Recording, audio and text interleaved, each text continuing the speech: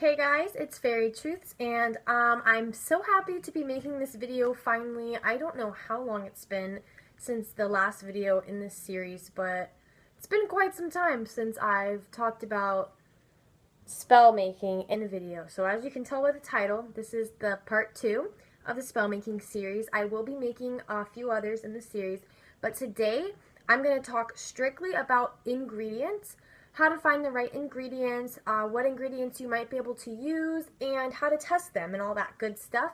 So if you want to learn about that, then just keep on watching this video. Okay, so as you may already know, ingredients are one of the most crucial parts of any spell.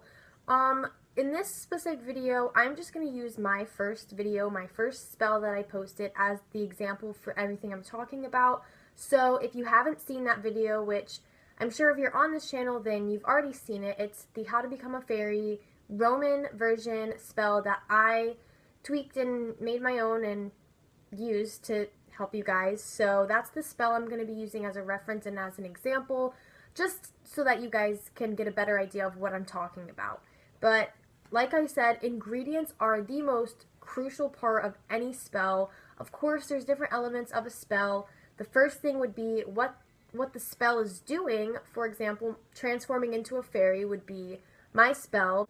What ingredients you're using and how you're going to be using those. Any other side things that you may be using, like how I used the chimes, that wasn't an ingredient, but it was a crucial step in the spell. And then the last thing would be the chant that you use to make everything come together. So I just want to say that the ingredients are the most important part, and you can't just use any ingredients. You have to find what works together. As for chants go, you can basically make any chant or find a chant online that you like, whatever. But you have to make sure that you mend it to the set of ingredients that you're using, and I'll explain that in another video. But just know that you can use any chant that you make or that you see that you like that isn't already mended to another spell, and then you can use it. So my first tip in finding the right ingredients is to start off by keeping it very natural based. Natural ingredients work the best, and when I say natural, I mean things that aren't like toxic, have chemicals in it. So like plants, certain plants may not work for you, but plants are definitely a key ingredient in most spells. So in my videos, I usually use dead flower petals. They work the best rather than live flower petals. Sometimes I say you can substitute for fake flower petals, and those work also, even though there are some chemicals in those, but that's for more advanced, when you advance in your spell making skills. So if you're just starting out, you want to stick natural. Sugar, salt, peppers, spices might come in handy, dirt, mud, sand, seashells, grass, leaves from trees, pieces of tree bark, things like that are going to be really, really helpful when you first start out finding ingredients. Now, a good question that I see a lot and that I would ask myself before I knew how to do things is, how do I know what works? How do I know what works together? So my best advice to you for your first few spells is to find a way to use less ingredients. Less can be more in all situations and all circumstances. I just like to be more advanced in my spells and use several ingredients to ensure a higher success rate. So when you're first starting out, your spells may not work at all. You may get some side effects, or you might completely get it right the first time. It just really is a trial and error experimentation type of thing. But once you play around with ingredients, so for me, I found that mixing the fairy dust, the water, and the flower petals really worked for just about anything. So I stuck with those as a base for most of my spells. So once you find a group of things that works together at least a little bit, maybe you'll get some side effects from these certain things, and then maybe, let's say you use like tree bark, fairy dust, and water, and you find that it works a little bit, but maybe you could tweak it up, and you know that the fairy dust and the water obviously works, so maybe you want to add in something or exchange the tree bark for something else until you get a better result. And of course, you want to test this over and over again. Have other people test it for you if you can, if you have accessibility to other people that are willing to do so. It will help a lot. Like I always say, it's just like a science experiment. Of course, it's not going to work the first time for everybody. It may not ever work, but you'll never know if you only test it once. So you're going to want to get like a notebook, something like this that has a lot of room for you to write in, and lines usually help so you can make charts and graphs, and just write down what ingredients you use, what you're using it for, and you know what you felt each time. Maybe you did my spell and you felt pain in your back but you didn't get the bumps, but your friend tried it and she got the bumps but she never fully got the wings and transformed, something like that. And then other people fully transformed, got the wings, became a fairy.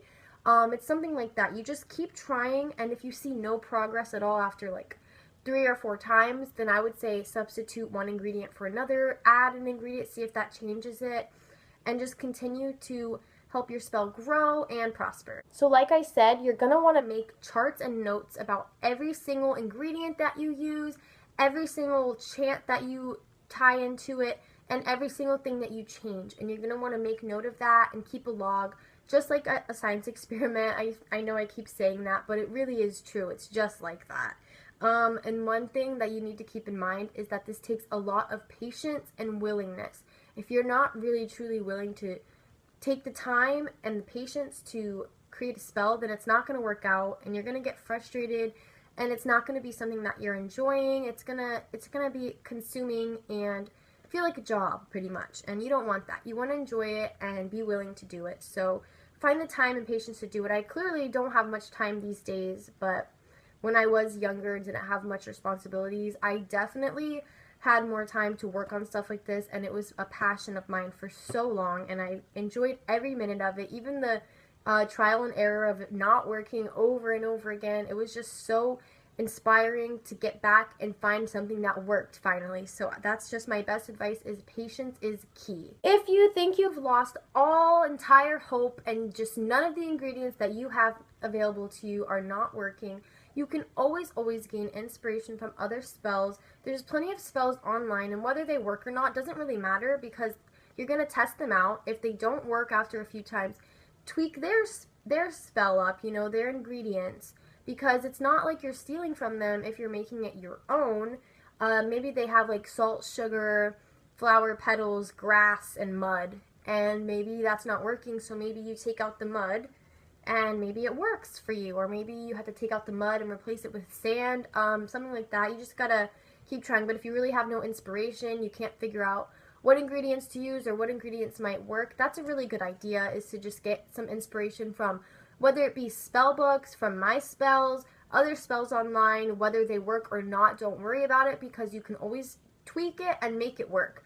And you can even use their chants if you really please to do so. You just have to make sure that you mend it to your spell, which I said I would talk about in another video. So I can give you a little bit of insight on that. It's basically, you have to do the spell a certain amount of times, and then the chant will work regardless, but you don't want to accidentally get someone else's spell working on you. So you just want to make sure that you don't have the same ingredients as another spell and the same chant, because then you might be becoming something completely different or getting different results than you wanted. So that's something else to keep in mind. But you definitely want to do research and make sure that there's no other spell that you find that has the same exact ingredients, same exact props, and same exact chants. And that's another thing I want to touch on, is the props or the background objects, whatever, that tie your spell together. For me, it was chimes, because they had a really good meaning behind them. They meant something, and I just really enjoy chimes, and I thought that it would just symbolize fairies as a whole, beautiful, in the wind type thing, and that's something really beautiful. And that's like other spells that involve like an object, like if you put your ring in the water and then you wear the ring to transform, that's considered like a prop, but it is a crucial item, like I said, and the spell wouldn't work without it. So you can choose anything you want. It may not work out that way, but as long as you put the potion that you're making, the ingredients, onto that prop, it should have no problems. If you want to use like a picture of someone, like if you're doing like a friendship spell or maybe something like that. I don't do love spells, but maybe that's what you want to make. You know, love spell, a picture of you and the person you want to do the love spell with, that might be a good prop to use. although I don't recommend those spells, but of course I can't control what you do. So yeah, that was kind of all over the place, but that's basically all I can tell you about finding the right ingredients that work. For me personally, it did take a long time to find what worked together. I had to add in like the strand of hair because it just wasn't working, and I thought maybe that would make it a bit more personal, and maybe it would truly work if I did it that way. I also didn't originally use flower petals, believe it or not. My original spell that I ever first made did not include flower petals at all. And then one day, I don't even remember what the spell was. I think it was some type of aura or fairy spell or something. It was so long ago. The fairy spell I posted in my first video isn't my very first spell ever. It's just my first spell that really, really succeeded and prospered. But another one that I had done a while ago, years ago, did not involve flower petals, and I added those and it worked brilliantly. So it's just experimentation, and now I use flower petals in just about all of my spells because I find that the fairy dust water and flower petals work really well together. So if you want to start off with a base of that and just add in different things that go with what you're doing, then that would be perfect. And while fairy dust is the base and it does make most spells work, it's not 100% necessary for all spells. It just makes the process work a little bit better and faster, but you know, there are certain spells that won't need it, and you just have to figure that out on your own. If it's a fairy spell, you're most likely gonna need fairy dust, anything like that. But maybe if you want to do like, no, I'm trying to think, excuse me, of an example, but I can't right now. Sorry, but if you can't get access to fairy dust, you can't make any, and that's something that you struggle with, and you want to make a spell, you could absolutely try to substitute it for something else. Maybe you could just try regular glitter and see how that works for you. Maybe like a placebo effect for the potion, that might do something if you just use regular glitter instead of fairy dust, but I can't recommend that it will 100% work for you, and I can't recommend that it will even if you do use fairy dust and all of the right ingredients. So yeah, someone was asking about like wolf spells, and I think that honey and other things like that, like sweet natural things, honey and maple, those work very well in wolf spells. I have never personally made my own wolf spell, but I know people that have, and natural dirts and soils work very well for those as well. You just kind of have to play around and see what works the best, but that's one advice I can give because I know a lot of people on my channel are interested in making wolf spells, so maybe you can try those ingredients like milk, honey, maple, anything natural like that. And yeah, I hope that this video really helps you out a lot. And if I keep looking down, it's because I have some notes written down so I didn't lose my train of thought when I was filming. But yeah, that's basically all I had to tell you guys, and I hope that you got a lot of information and help from this video because, you know, it's been highly, highly requested. And the next part of this series will be all about chants and stuff like that and tying your spells together. So look forward to that. I can't tell you when that video will be up, but I will have another video later on this month. Not sure what it will be yet, but I promise you I will upload for you. So thank you so much for watching, and as always, bye!